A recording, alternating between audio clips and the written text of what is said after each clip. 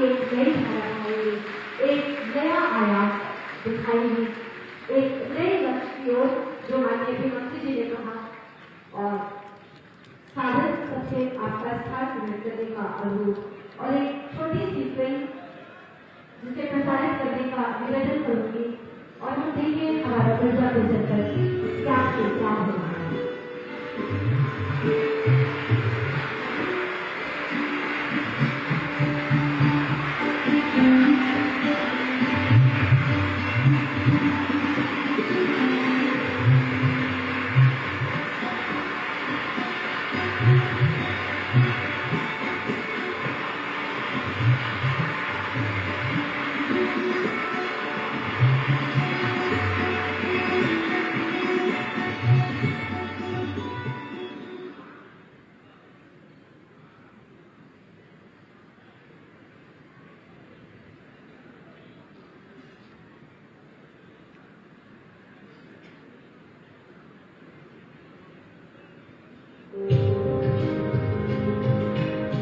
मां विंध्यवासिनी की पावन धरा और अपने प्राकृतिक सौंदर्य के लिए विश्व विख्यात मिर्जापुर आस्था और विश्वास का एक महत्वपूर्ण केंद्र है। विंध्य क्षेत्र एवं मिर्जापुर को विकास के नए पायदान पर खड़ा करने और यहाँ के पर्यटन, बर्तन उद्योग तथा अन्य उद्योग धंधों को नई गति देने के उद्देश्य से माननीय प्रधानमंत्री श्री नरेंद्र मोदी जी के कुशल नेतृत्व में भारत सरकार द्वारा विभिन्न परियोजनाएं संचालित हैं और मिर्जापुर के यातायात को सुगम बनाने की दिशा में अग्रसर है। इसी क्रम में कुल 3035 करोड़ रुपए की लागत से 146 किलोमीटर लंबे नए 4 राष्ट्रीय राजमार्गों का लोकार्पण माननीय सड़क परिवहन एवं राजमार्ग मंत्री श्री नितिन गडकरी एवं माननीय मुख्यमंत्री उत्तर प्रदेश योगी आदित्यनाथ के कर कदमों द्वारा किया जा रहा है। इन नवनिर्मित राष्ट्रीय राजमार्गों में 1494 करोड़ की लागत से 48 किलोमीटर लंबे राष्ट्रीय राजमार्ग 7 के गदमतपुर से लालगंज खंड का निर्माण, 1285 करोड़ की लागत से निर्मित 43 किलोमीटर लंबे राष्ट्रीय राजमार्ग संख्या 7 के लालगंज से हनुमाना खंड का निर्माण, साथ ही मिर्जापुर को प्रयागराज से जोड़ती 219 करोड़ की लागत से निर्मित राष्ट्रीय राजमार्ग संख्या 76 का निर्माण एवं 39 करोड़ रुपए की लागत से निर्मित 18 किलोमीटर लंबे राष्ट्रीय राजमार्ग संख्या 135C के रामपुर से बैनर खंड का निर्माण किया गया है। इन राजमार्गों के साथ साथ विंध्य क्षेत्र के धार्मिक पर्यटन को बढ़ावा देने एवं तीर्थयात्रियों की सुविधा के लिए राष्ट्रीय राजमार्ग 135A पर मिर्जापुर से भदोही, जौनपुर, अकबरपुर होते हुए अयोध्या तक एक टूरिस्ट सर्किट का निर्माण चल रहा है, जिसके पूर्ण हो जाने पर विंध्याचल से अयोध्या तक एक टूरिस्ट कॉरिडोर निर्मित हो जाएगा और आने वाले श्रद्धालुओं को सुविधा होगी। मिर्जापुर को ट्रैफिक जैम से मुक्ति दिलाने के लिए बाईपास मार्ग की DPR प्रक्रिया भी प्रारंभ कर दी गई है, जिसमें गंगा नदी पर 6 लेन के पुल का निर्माण भी किया जाएगा। इन राजमार्गों के निर्माण से मिर्जापुर के निकटवर्ती जनपदों में यातायात सुलभ और सुगम होगा, जिससे यहाँ के उद्योग धंधों और पर्यटन को एक नई ऊर्जा मिलेगी और यहाँ के खनिज पदार्थों, हस्तशिल्प और कृषि उत्पादों को बाजार में पहुंचाने में सुगमता होगी। तो मिर्जापुर के साथ साथ उत्तर प्रदेश की प्रगति को गति देने के लिए राष्ट्र को समर्पित हैं 4 नए राष्ट्रीय राजमार्ग।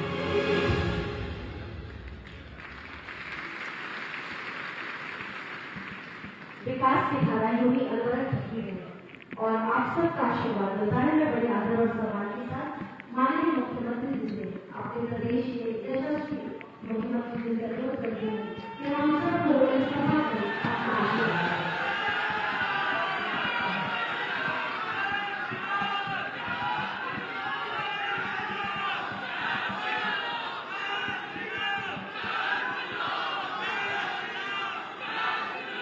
आदिशक्ति मां विंध्यवासिनी की,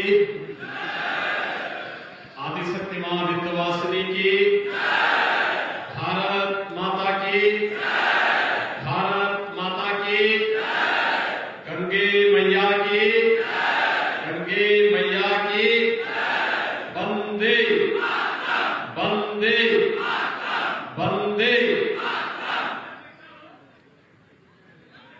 आज यहां पर मां विंध्यवासिनी के इस पावन धाम में हजारों करोड़ रुपए की परियोजनाओं के लोकार्पण और राज्य सरकार की भी कुछ परियोजनाओं के शिलान्यास कार्यक्रम में हम सब के बीच में हम उपस्थित केंद्रीय सड़क परिवहन और राजमार्ग मंत्रालय के मंत्री माननीय श्री नितिन गडकरी जी, केंद्रीय मंत्री श्रीमती अनुप्रिया पटेल जी, प्रदेश सरकार में मेरे सहयोगी मंत्री श्री रमाशंकर पटेल जी, माननीय विधायक श्री रत्नाकर मिश्रा जी, माननीय विधायक श्री राहुल प्रकाश जी, माननीय विधायक श्रीमती सुस्मिता मौर्य जी, माननीय विधायक अनुराग सिंह जी, सभी माननीय जनप्रतिनिधिगण, आज के इस लोकार्पण कार्यक्रम का साक्षी बन रहे मिर्जापुर जनपद से जुड़े हुए सभी उपस्थित भाइयों बहनों, मां विंध्यवासिनी के इस पावन धाम में मैं केंद्रीय सड़क परिवहन और राजमार्ग मंत्रालय के लोकप्रिय मंत्री, जिन्होंने देश के अंदर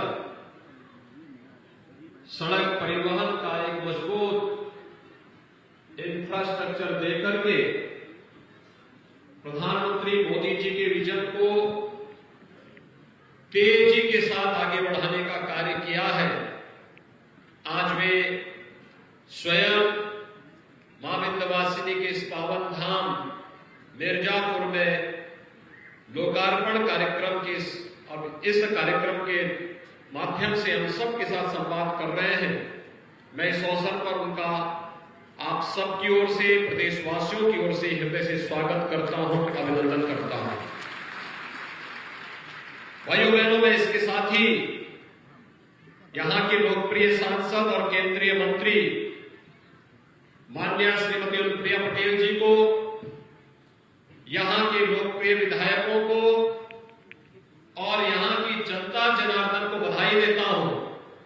एक साथ 4 राष्ट्रीय राजमार्ग 3000 करोड़ रुपए से अधिक की लागत से बनकर के तैयार हुए हैं। आज इनका लोकार्पण हो रहा है। न केवल आपके आवागमन को ये सहज और सरल बनाएंगे, बल्कि विकास की ढेर सारी योजनाओं को आगे बढ़ाने का कार्य भी इनके माध्यम से होगा। भाइयों बहनों, विकास का कोई विकल्प नहीं हो सकता। व्यक्ति के जीवन में चाहे वह किसी भी जाति का क्यों न हो, किसी भी उम्र का क्यों न हो, वह किसान हो या नौजवान, महिला हो या पुरुष, कोई भी व्यक्ति हो, हर एक के जीवन में अगर खुशहाली लानी है तो विकास आवश्यक है। और विकास के आधारशिला है अच्छी सड़कें, अनवरत बिजली, घर घर घर नल की योजना, हर घर में शौचालय की योजना, हर गरीब को मकान की योजना और हर एक नागरिक को स्वास्थ्य की सुविधा का आयुष्मान भारत का कार्ड उपलब्ध हो जाना। और यही अंतर है। 2014 के पहले चेहरा देख करके कार्य होता था। 2014 के पहले लोग विकास में भी भेदभाव करते थे, क्योंकि उनकी सोच संकुचित थी, दृष्टि संकुचित थी, विकास का कोई विजन नहीं था। विजन केवल एक था और वह था कि उनका परिवार ही उनके लिए प्रदेश था, उन्हीं का परिवार ही उनके लिए राष्ट्र भी था।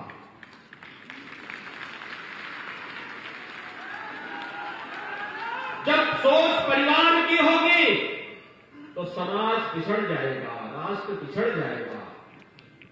और 2014 के बाद जो सरकार आई उसके लिए पूरा देश ही परिवार है।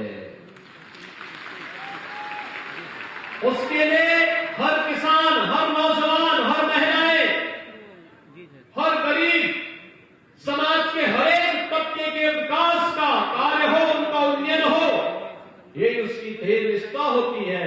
और इसलिए विराट दृष्टि है तो बड़ी बड़ी योजनाएं भी बनती है।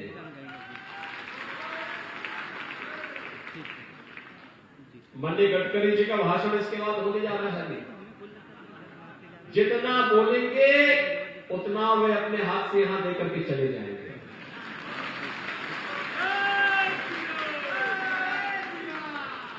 आजादी के बाद 1947 से लेकर के 2014 तक सड़क ट्रांसपोर्ट के मामले में जितना कार्य नहीं हुआ होगा 2014 से 2021 के बीच, उससे ज्यादा कार्य उन्होंने करके दिखा दिया। और भाइयों बहनों, उत्तर प्रदेश में अब तक 3 लाख करोड़ रुपए से अधिक की योजनाओं को उन्होंने उत्तर प्रदेश को दे दिया है। 3 लाख करोड़। और बाकी नई योजनाओं के प्रस्ताव भी मांग करके उसको भी तत्काल सबको दे रहे हैं। ये मां विंध्यवासिनी का धाम है। मैं धन्यवाद दूंगा मां विंध्यवासिनी से जुड़े हुए उन सभी भक्तों को, उन सभी पुजारियों को, यहां के जनप्रतिनिधियों को, खासतौर पर श्री रत्नाकर मिश्रा जी को विशेष धन्यवाद दूंगा कि उन्होंने मां विंध्यवासिनी धाम के लिए अपना होटल भी दे दिया। अब भक्तों को अब परेशानी नहीं होगी। जब अब धाम बनेगा, आपने देखा होगा अभी काशी में प्रधानमंत्री जी ने काशी विश्वनाथ धाम देश की जनता को समर्पित किया है। कितने लोगों ने देखा था कार्यक्रम? सभी लोगों ने देखा है। कितना भव्य बना है। कल काशी विश्वनाथ धाम में 1.25 लाख लोगों ने दर्शन किया है। अनुमान कर सकते हैं। हर हर महादेव। आप सोचिए, काशी विश्वनाथ धाम और प्रधानमंत्री जी आए। पहले उन्होंने गंगा जी में स्नान करके आस्था का सम्मान दिया। फिर भगवान शिव का अभिषेक किया। और सम्मान किसका किया? श्रमिकों का सम्मान किया, जिनके परिश्रम में, जिनके पसीने, खून और पसीने में, पुरुषार्थ में बाबा विश्वनाथ को भव्य धाम दिया। उनको सम्मान देने का कार्य, उन पर पुष्प वर्षा करने का कार्य किसी ने किया तो प्रधानमंत्री मोदी जी ने किया। आपने इससे पहले किसी प्रधानमंत्री को श्रमिकों का पर पुष्प वर्षा करते हुए देखा है क्या? और प्रयागराज कुंभ में जब प्रधानमंत्री जी आए थे,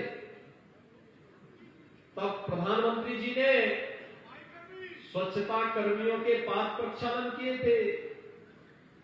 मां गंगा में डुबकी, संगम में डुबकी लगाई। और डुबकी लगाने के बाद सबसे पहले गए जिन लोगों ने स्वच्छ कुंभ की परिकल्पना को साकार किया था। स्वच्छ कुंभ की परिकल्पना को साकार करने के लिए उस समय जो हमने टॉयलेट बनाए थे उसका मॉडल भी गडकरी जी ने हमें दिया था कि गंगा जी में एक बूंद सीवर नहीं गिरना चाहिए, क्योंकि उस समय गंगा नमामि गंगे परियोजना के मंत्री भी आप ही थे। और उसका परिणाम था कि स्वच्छ गंगा, सुंदर गंगा, अविरल गंगा, निर्मल गंगा की परिकल्पना को भी साकार किया गया। भव्य और दिव्य कुंभ के दर्शन हुए थे। और उस भव्य और दिव्य कुंभ को बनाने के लिए जो स्वच्छता कर्मियों ने उस समय योगदान दिया था, उनके पांव प्रक्षालन का कार्य भी देश के यशस्वी प्रधानमंत्री जी ने किया। क्या इससे पहले श्रमिकों को, किसानों को, स्वच्छता कर्मियों को सम्मान काम किसी प्रधानमंत्री ने किया था क्या? तो भाइयों बहनों, जो देश अपने नागरिकों के प्रति इस प्रकार की संवेदना और इस प्रकार का सम्मान का भाव रखता है, जिस देश का शासक अपने लोगों के प्रति इस प्रकार का अनुराग रखता हो और उनके श्रम की कीमत को समझता हो, उनके परिश्रम की कीमत को समझता हो, उसको दुनिया की महाताकत बनने से दुनिया की कोई ताकत रोक नहीं पाएगी, कोई ताकत रोक नहीं पाएगी। भारत दुनिया की सबसे बड़ी ताकत बनेगा अपने श्रमिकों के परिश्रम से, अपने किसानों के खून और पसीने की कमाई से, अपने युवाओं की ऊर्जा से। और प्रधानमंत्री मोदी जी और नितिन गडकरी जी जैसे विजनरी सोच के शासक जब देश में हैं, तो फिर ये इंफ्रास्ट्रक्चर इसी प्रकार से आगे बढ़ेगा। और भाइयों बहनों, ये इंफ्रास्ट्रक्चर का लाभ आपको कब मिलने वाला है? यहां की पर्यटन की सुविधाएं जब बढ़ेंगी। मां विंध्यवासिनी का धाम भव्य रूप लेने जा रहा है, भव्य रूप लेने जा रहा है। ऐसे भीड़ होगी। अलग विषय है कि हमारे रत्नाकर जी ने होटल तो दे दिया, लेकिन उन्होंने अपने व्यवसाय का भी व्यवस्था बनाई है। लाभ भी उन्हीं को होना है, क्योंकि अब श्रद्धालुओं की सुविधा तो चाहिए ही चाहिए। भारी भीड़ होने वाली है। मां विंध्यवासिनी के धाम में पहले नवरात्रि में बहुत भीड़ होती थी, अब तो मुझे लगता है कि सदैव वहां भीड़ होती रहेगी जब भव्य धाम बन जाएगा। और भव्य धाम को जोड़ने के लिए हाईवे तो बनी गए। अब गडकरी जी वाटरवे से भी, गंगा जी से भी जहाज चलाने की व्यवस्था करने जा रहे हैं।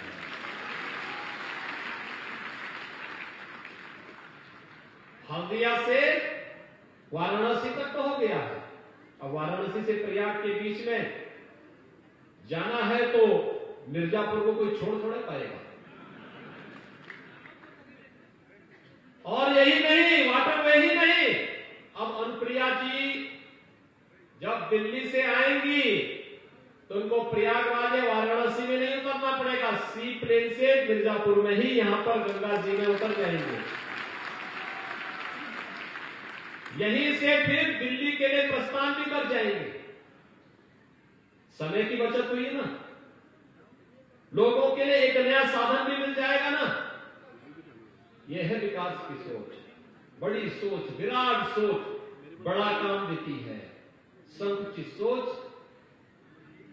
विकास को समेट देती है, अपने पराये का भेदभाव करती है।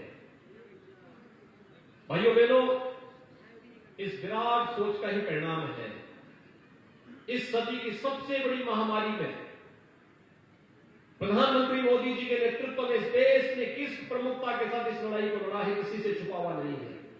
फ्री में टेस्ट, फ्री में उपचार, फ्री में वैक्सीन। कितने लोगों ने वैक्सीन लिया है? वाह। और पीछे जो लोग खड़े हैं सबने ले लिया ना, मैं आपका अभिनंदन करता हूं। देखिए, एक नया कोरोना का एक नया वेरिएंट आया है और पता लगा है कि जिसने वैक्सीन लिया है उनका ये वेरिएंट कुछ नहीं बिगाड़ पा रहा है, एकदम सुरक्षित है लोग।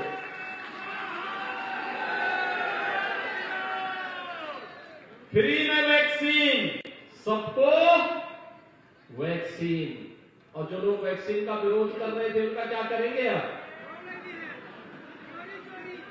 जो लोग वैक्सीन का विरोध करते थे, कहते थे कि ये तो मोदी वैक्सीन है, और जो कहते थे बीजेपी का वैक्सीन है, ये मोदी वैक्सीन और ये बीजेपी का वैक्सीन ही कोरोना से बचाएगा भी।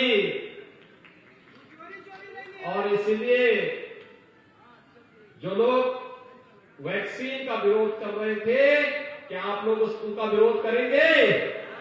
तैयार हैं? दोनों हाथ उठा करके थोड़ा बताइए। भाइयों बहनों, सब कुछ तो मिला।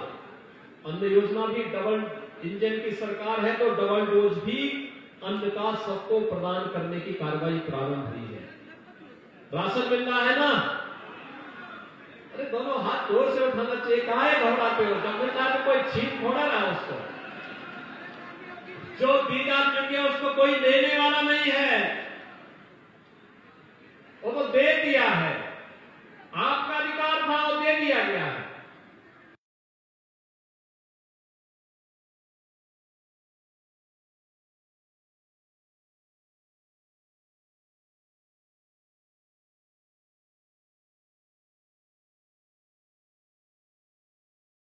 से हम अपने गंतव्य तक पहुंच सके इसके लिए, और आज ढेर सारी योजनाओं का यहां पर शिलान्यास भी हुआ है।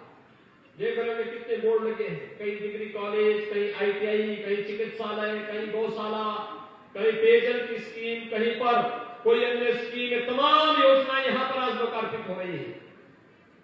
योजना का उद्देश्य एक ही है, हर एक के जीवन में खुशहाली लेके आ जाना, हर एक के जीवन को आसान बना देना। गरीब को मकान मिल जाए, गरीब को आयुष्मान भारत का कार्ड मिल जाए, गरीब को राशन की सुविधा मिल जाए, गरीब को उज्ज्वला योजना का कार्ड मिल जाए, गरीब के जीवन में खुशहाली आ जाए, यही तो उद्देश्य है। और मुझे आपको इस बात के लिए भी बधाई देनी है, मां विंध्यवासिनी के नाम पर आपके मिर्जापुर में मेडिकल कॉलेज का भी शुभारंभ हो गया है। बधाई अनुप्रिया जी को भी, यहाँ के माननीय विधायकों को भी, और आप सभी लोगों को इस सत्र में वहां प्रवेश शुरू होने जा रहे हैं। और प्रवेश के साथ ही मिर्जापुर में कोई सोचता नहीं था, अनुप्रिया जी ने इतना परेशान किया, जबरदस्ती वाली जमीन ले ली सरकार ने, और मेडिकल कॉलेज आप बन करके खड़ा हो गया। ये होती है विकास की सोच। विकास की सोच, जनता को सुविधा मिले, अधिकाधिक सुविधा मिले। और भाइयों बहनों, इसका दूसरा कोई विकल्प नहीं, कोई विकल्प नहीं। आज नौजवान को नौकरी मिल रही है। पहले नौकरी एक परिवार के हाथों गिरवी रख दी जाती थी, नौकरी निकलती थी और महाभारत के सभी रिश्ते वसूली में निकल पड़ते थे। आज तो ऐसा नहीं है। आज तो नौकरी लगेगी तो उत्तर प्रदेश के नौजवान की लगेगी, और उत्तर प्रदेश के नौजवान के साथ कोई भेदभाव नहीं कर सकता। मिर्जापुर का है तो नाम नहीं कटेगा, हर नौजवान को मौका मिलेगा, हर किसान को उसकी सुविधा मिलेगी। प्रधानमंत्री किसान सम्मान निधि पहले क्यों नहीं मिल पाई थी, 2014 के पहले क्यों नहीं मिली? क्योंकि किसानों के प्रति उनकी दृष्टि नहीं थी। हमने अभी श्रमिकों के लिए भरण पोषण भत्ता की घोषणा की है। वे श्रमिक कोई भी हो उनको मिलेगा। वे रिक्शा चालक होंगे, वे स्ट्रीट वेंडर होंगे, ठेला ठोमचा रेहड़ी लगाने वाले होंगे, पल्लेदार होंगे, वे मनरेगा मजदूर होंगे, इन सबको इसके साथ जोड़ेंगे।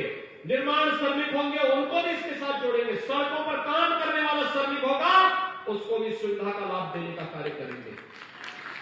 वृद्धाओं को, विधवा महिलाओं को, दिव्यांगजनों को उनकी पेंशन को बढ़ाने का काम भी कर दिया गया है।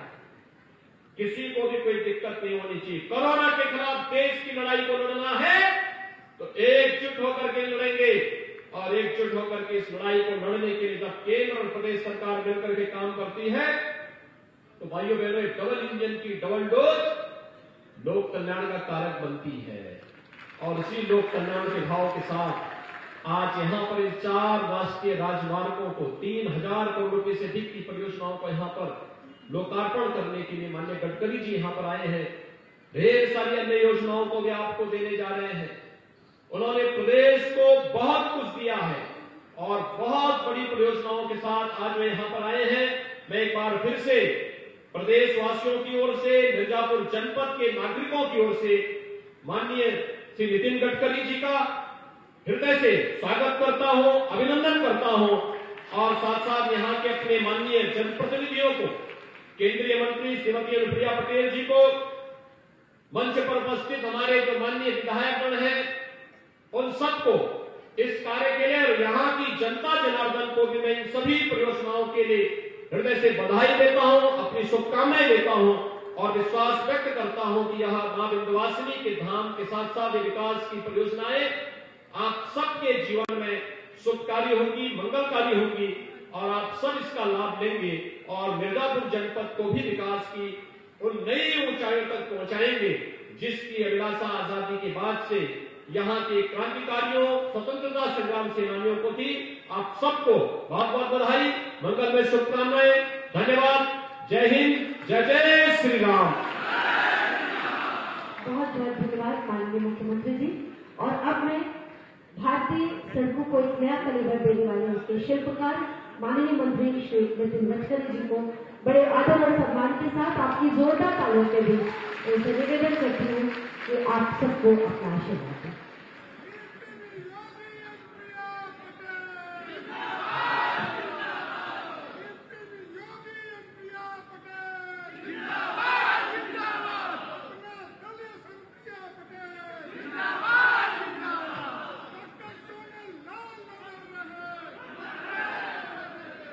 उत्तर प्रदेश के लोकप्रिय मुख्यमंत्री आदरणीय योगी जी, केंद्रीय मंत्रिमंडल में मेरे सहयोगी आदरणीय अनुप्रिया पटेल जी, उत्तर प्रदेश के मंत्री रमाशंकर जी,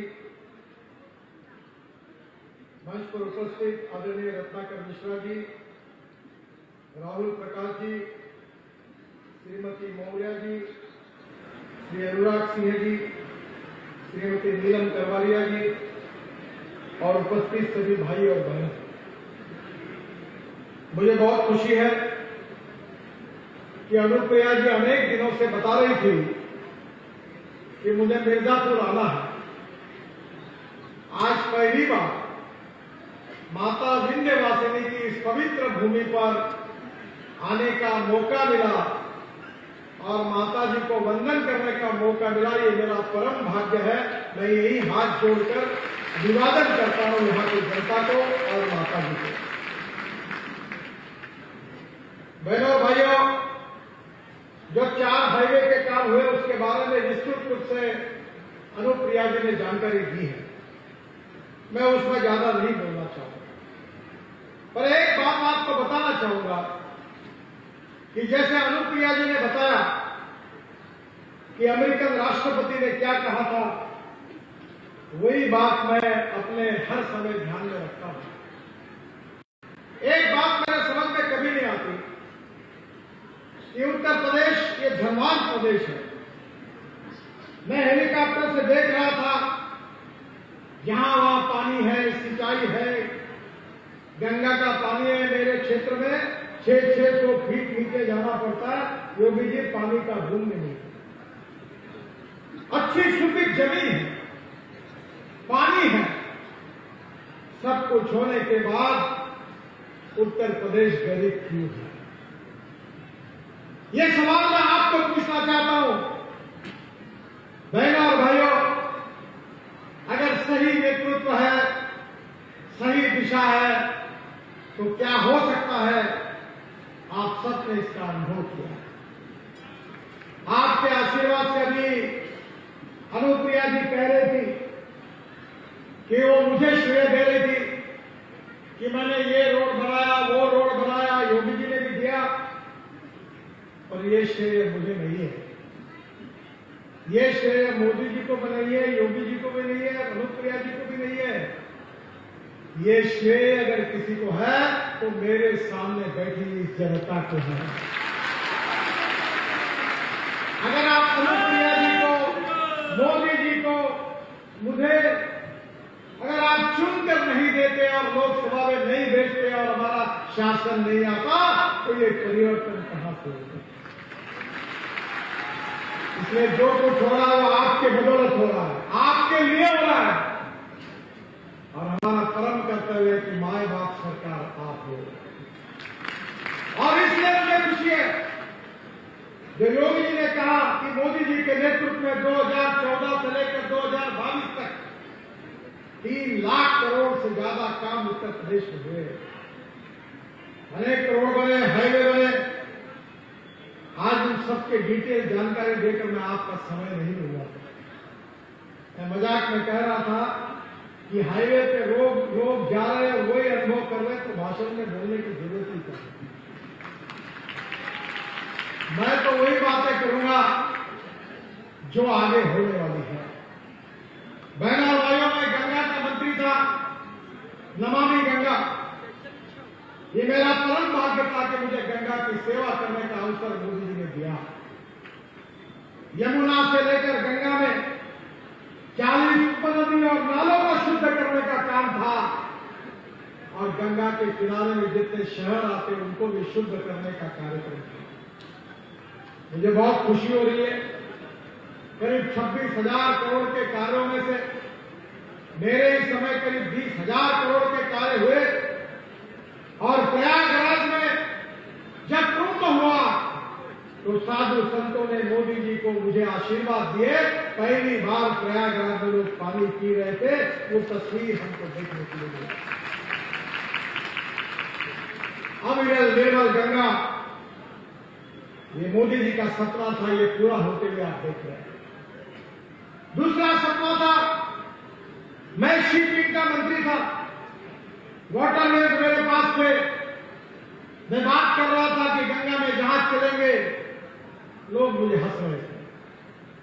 कुछ मित्रों ने सलाह दी कि नितिन जी ऐसी कोई बात मत करो कि आगे आपको जवाब देना मुश्किल हो जाए।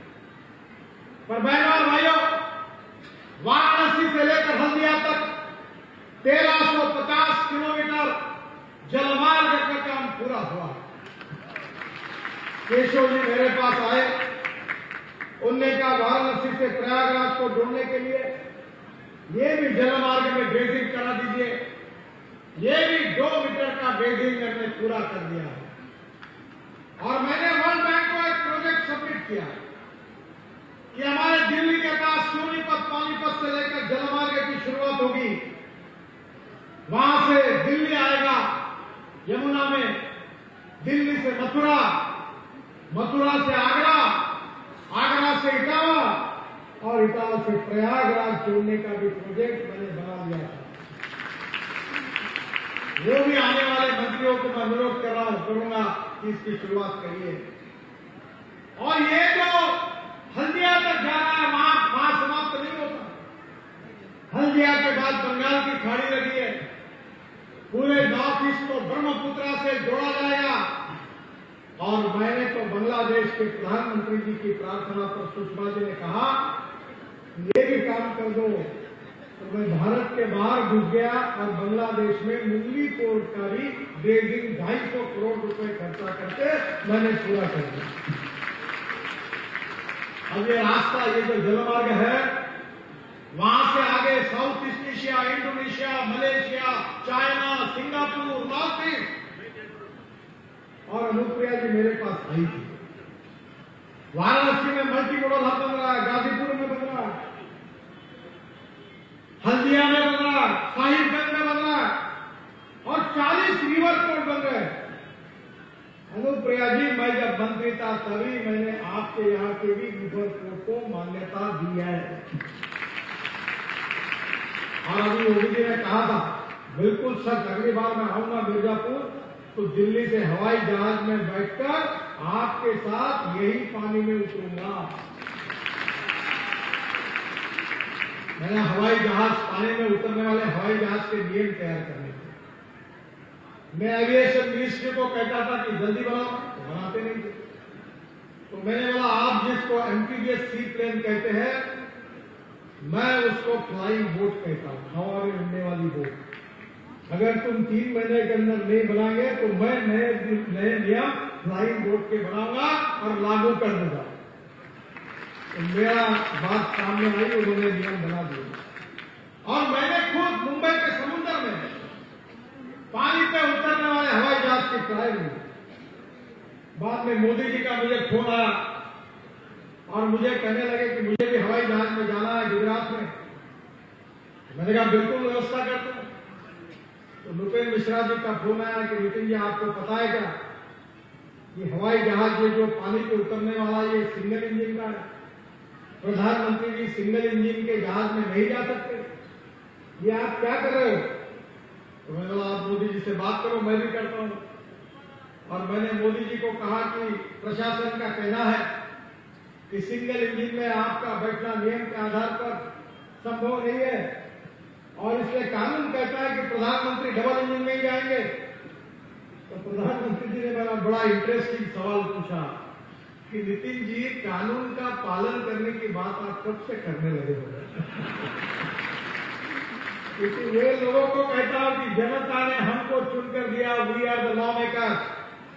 हम कानून बनाएंगे, अधिकारी नहीं बनाएंगे। हम बोलेंगे वैसी सरकार चलेगी, अधिकारी बोलेंगे वैसी सरकार नहीं चलेगी। और इसलिए मुझे खुशी है, ये हवाई जहाज को मान्यता मिली। योगी जी 18 करोड़ का हवाई जहाज है, 18 सीटर।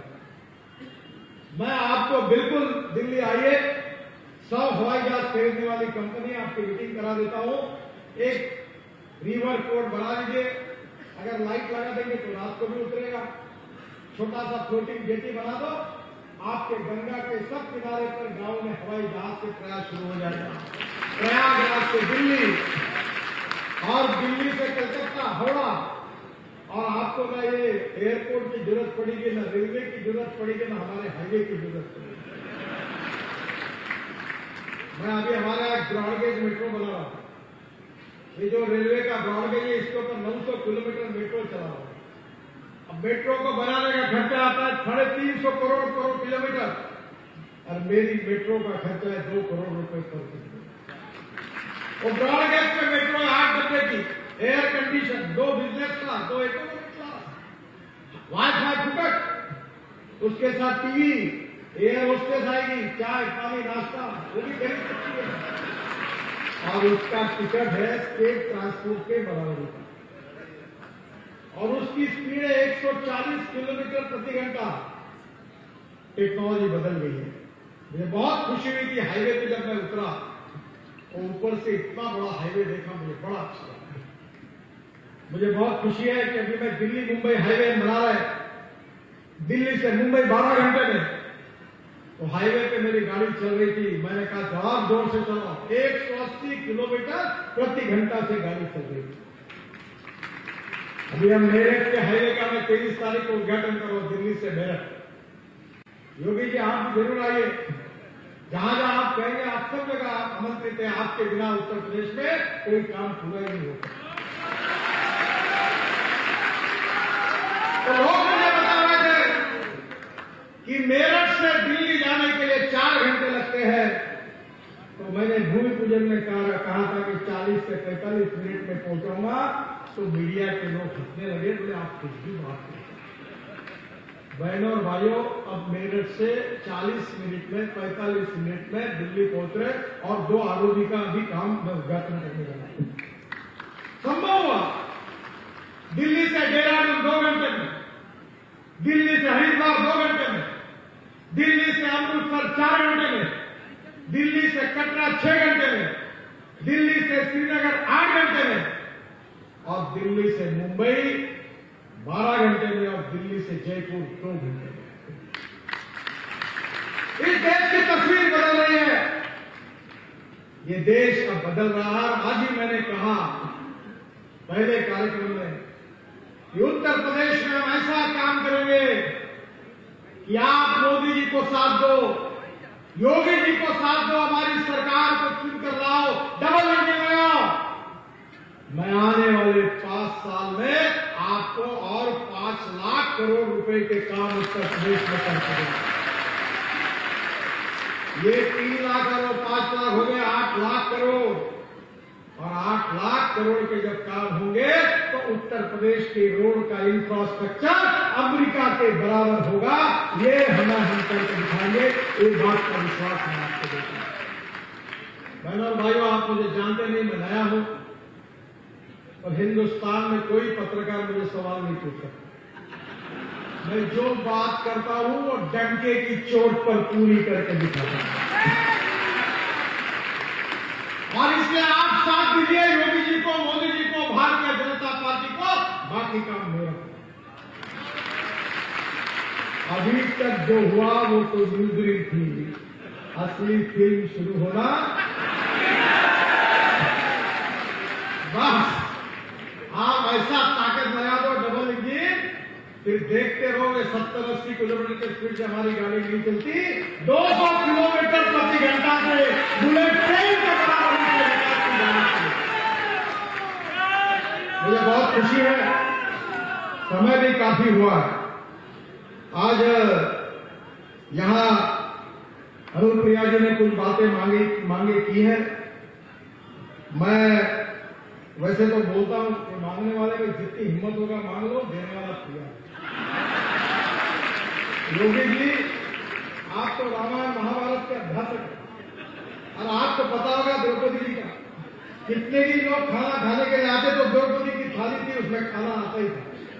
मेरे पास द्रौपदी की थाली है। तुम मांगो, जितने लोगों को ले आना उतना लेके आओ। मैं अभी तक 50 लाख करोड़ रुपए के काम कर चुका हूं, मेरे पास पैसे की कोई कमी नहीं। पहले मैं हजारों करोड़ की बात करता था, लोग जरा बोलते थे कैसा बोला। और मैं 95 में मुंबई में मंत्री बना था, मेरे पास पैसे नहीं थे। रिलायंस का, अंबानी जी का बड़ा टेंडर मैंने रिजेक्ट कर दिया था, 3600 करोड़ का। मैं 95 की बात कर रहा हूं।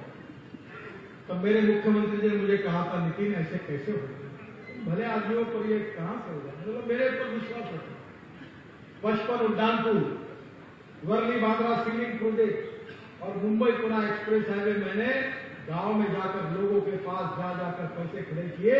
पैसे भी वापस हो गए, काम भी हो गए, कोई प्रॉब्लम नहीं। अब मैं कैपिटल मार्केट में जाता हूं, 2 बैंकों के चेयरमैन का झगड़ा हुआ। एक बोल रहा था 25,000 करोड़ मेरे लो, दूसरा बोल रहा था मेरे लो। AAA रेटिंग है NHAI का। मैं दुनिया के लोगों को बोलता हूं, देना है तो दो पैसे, नहीं देना तो मत दो, स्वाभिमान से काम करेंगे, हमारे पास पैसे की कोई कमी नहीं है। बहनों और भाइयों, उत्तर प्रदेश की तस्वीर बदल रही है। अभी अनुप्रिया जी ने मुझे बात की, लालगंज से गोपीगंज तक NH35, NH135, NH15 ना NH शायद मुझे लगता है 90, उसको जोड़ने के लिए पूरे तीनों नए बाईपास हम निर्माण करेंगे। मैं इसकी घोषणा करता हूं। मिर्जापुर से रॉबर्टगंज, सोनभद्र को जोड़ने के लिए नया बाईपास है, उसकी भी घोषणा करता हूं। उसका भी काम जल्दी शुरू हो जाएगा। और जगमगपुर से वाराणसी मार्ग पर, जय हिंद पहाड़ी से सिंदौरा मार्ग पर हमारे रमाशंकर जी ने अभी मुझे मांग की कि नया पुल का निर्माण करो। आपकी मांग को मैं मंजूर कर देता हूं, ये भी काम पूरा होगा। आपने जितनी बातें बताई उतनी पूरी हुई है। मेरा विश्वास है कि आने वाले समय में निश्चित रूप से उत्तर प्रदेश की तस्वीर को हम बदलेंगे और उत्तर प्रदेश के सुखी, समृद्ध, संपन्न प्रदेश होगा। गरीबी, भूखमरी, बेरोजगारी से मुक्ति मिलेगी। गांव, गरीब, मजदूर, किसान का कल्याण होगा। और योगी जी बता रहे थे, अच्छे हॉस्पिटल खुल रहे हैं, अच्छी स्कूलें खुल रही है। मैं उत्तर प्रदेश में जब बीजेपी का अध्यक्ष था तो एक बार कहानी सुनते सुनते मैंने वर्णन किया था कि स्कूल की बिल्डिंग है तो टीचर नहीं है, टीचर है तो बिल्डिंग नहीं है, दोनों है तो विद्यार्थी नहीं है, और तीनों है तो पढ़ाई नहीं है। तो योगी जी, आपने ये तस्वीर बदल दी। अस्पताल की हालत ये थी कि डॉक्टर है तो नर्स नहीं, नर्स है तो डॉक्टर नहीं, दोनों है तो दवाई नहीं, तीनों है तो कौन मरने के लिए जाए, ऐसे अस्पताल। ये माफ करना, मैं उत्तर प्रदेश बहुत घुमा, लोगों की व्यथा जानता था, पर योगी जी ने उत्तर प्रदेश आपको कभी भूल नहीं सकता। आपके नेतृत्व में एक सुखी, समृद्ध, संपन्न उत्तर प्रदेश बनाने के लिए आपने सुशासन की स्थापना की। केवल सुशासन की स्थापना में भारतीय जनता पार्टी का अध्यक्ष था तो कार्यालय के पीछे सामने एक बोर्ड लगा था, राष्ट्रवाद, नेशनलिज्म, राष्ट्रवाद हमारा आत्मा है। हम दो चार रहे न रहे, तेरा वैभव अमर रहे मां, यही हमारा सिद्धांत है। दूसरी बात हमने कही थी कि गुड गवर्नेंस, सुशासन, और तीसरी बात थी विकास, development. No philosophy can be taught to इनकी समझ, ये विवेकानंद जी ने कहा। सुशासन की बात हम करते थे तब यूपी की बात होती थी, गुंडा राज की बात होती थी, माफिया राज की बात होती थी। मैंने एक बार कॉन्ट्रैक्टर को भी कहा था, आपके जैसे कि आपसे माल पानी नहीं लिया है, 50 लाख करोड़ के काम के हिंदुस्तान का एक भी कॉन्ट्रैक्टर नहीं कह सकता कि गडकरी जी के घर पर जाना पड़ा। मैंने बोला ये देश की संपत्ति है, अगर वे रोड ठीक नहीं बनाएंगे तो बुलडोजर के नीचे तुमको जाना पड़ेगा, ये याद रखना। और मुझे खुशी है कि कानून और व्यवस्था को मेंटेन करने के लिए, सुशासन को प्रस्थापित करने के लिए जो माफिया थे, जो गुंडे लोग थे, जो अंडरवर्ल्ड था, जो क्रिमिनल थे, उनको आपने समाप्त करने का काम किया और उत्तर प्रदेश में सुशासन की स्थापना की, राम राज्य की स्थापना की। इसलिए देश की जनता की ओर से, भारत की जनता की ओर से मैं आपका अभिनंदन करता हूं, आपको धन्यवाद देता हूं। राष्ट्रवाद और सुशासन के बाद डेवलपमेंट उत्पाद देख रहे हैं। मैं आता था 2014 के पहले, पब्लिक मीटिंग में लाइट चले जाते थे, अंधेरे में बिजली नहीं थी। आज आप 22 घंटे बिजली दे रहे हैं। बीज, बिजली, पानी, रास्ते और कम्युनिकेशन, 4 चीजें जहां होगी वही इन्वेस्टमेंट आती है, और जहां इन्वेस्टमेंट आती है वही रोजगार निर्माण होता है। सही में महात्मा गांधी जी ने जिस राम राज्य की कल्पना की थी, अयोध्या में तो राम मंदिर, भव्य राम मंदिर निर्माण हो रहा है। हमारी सबकी आस्था, श्रद्धा का प्रतीक। जिस दिन आपने भूमि पूजन किया, हम टीवी पर देख रहे थे, हमारे आंखों में आंसू थे। कितना संघर्ष करना पड़ा, कितने लोग शहीद हुए, वो सपना पूरा होते हुए देख रहे थे। राम मंदिर तो होगा ही, भव्य राम मंदिर होगा, और उसके साथ साथ आपके नेतृत्व में, मोदी जी के नेतृत्व में उत्तर प्रदेश में राम राज्य का निर्माण होगा। ये और किसी की बात है। हमारे छत्रपति शिवाजी महाराज हमारा दैवत है। उनके बारे में हम लोग बार बार छत्रपति शिवाजी महाराज, हमारे माँ बाप से भी ज्यादा शिवाजी महाराज की पूजा करते हैं। उनका वर्णन रामदास स्वामी ने किया था। यशवंत, कीर्तिवंत, वरदवंत, सामर्थ्यवंत, जानता राजा, निष्ठ्याता महामेरु, बहुत जरासी आधारू, खंड स्थितिता निर्धारू, श्रीमंत योगी। प्रभु रामचंद्र ऐसे छत्रपति शिवाजी महाराज और प्रभु रामचंद्र, यही हमारे दैवत थे। उन्हीं के आदर्शों पर इस राष्ट्र को निर्माण करना है। दुनिया में भय, भूख, आतंक और भ्रष्टाचार से मुक्त करके सुखी, समृद्ध, संपन्न, शक्तिशाली, सामर्थ्यशाली हिंदुस्तान का निर्माण करना, यही भारतीय जनता पार्टी का मैनिफेस्टो और यही विचार। और मुझे खुशी है कि इसी राम राज्य के निर्माण की ओर आपके नेतृत्व में राज्य जा रहा है। मैं आपको बहुत बहुत बधाई देता हूं, और एमएलए और एमपी को कहता हूं, और कुछ बाकी रहा तो मेरे पास आ जाइए, आपके पूरे काम पूरे कर दूंगा। इसी विश्वास के साथ आपको बहुत बहुत धन्यवाद। नमस्कार।